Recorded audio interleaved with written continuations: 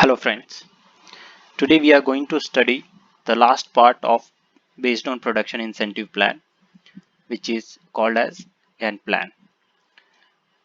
This Gantt plan is little bit different from Taylor and Merrick plan.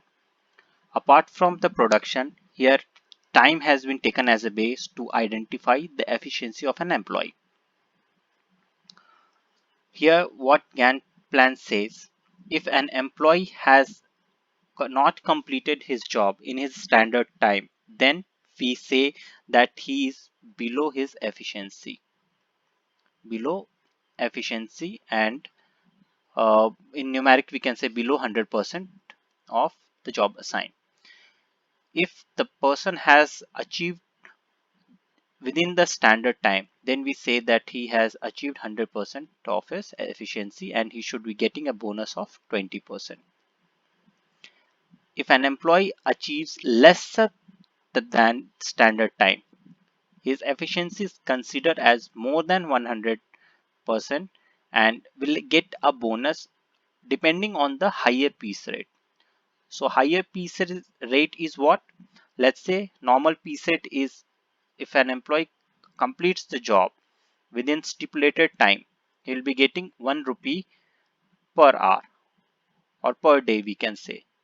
So if an employee achieves the same thing in lesser than a day, he'll be getting 2 rupees in a day. That will understand with an help of example. Here is some formula to identify total earning and the bonus. Now we have an example.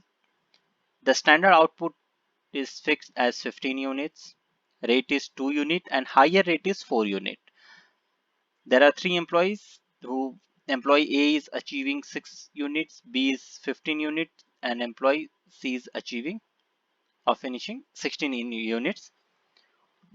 Employee A earning is counted with the help of efficiency.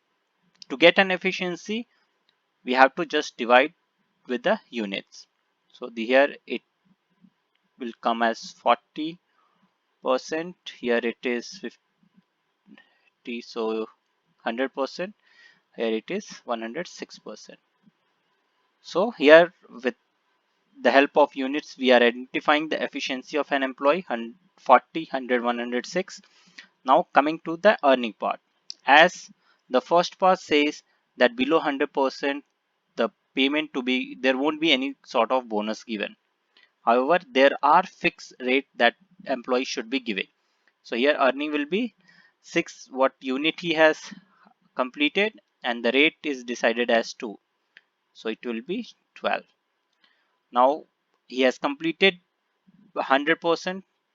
So he should get a bonus of 20% of the basic rate. So which is 15 into 2 plus what the basic rate has been divided. So it will come as 30 plus 6. So 36. We denote it in rupees. So this is in rupees. Now the most important is earning of C. His efficiency is more than 100%. So the higher rate is considered as 4 rupees. So the payment will be given 16 into 4. So which will come as 64 rupees. So this is the last part of our production based incentive plan, where it clearly says how you can identify the incentives or decide the incentive of an employee who are working in your organization depending on their efficiency and the production that they are making within the stipulated time.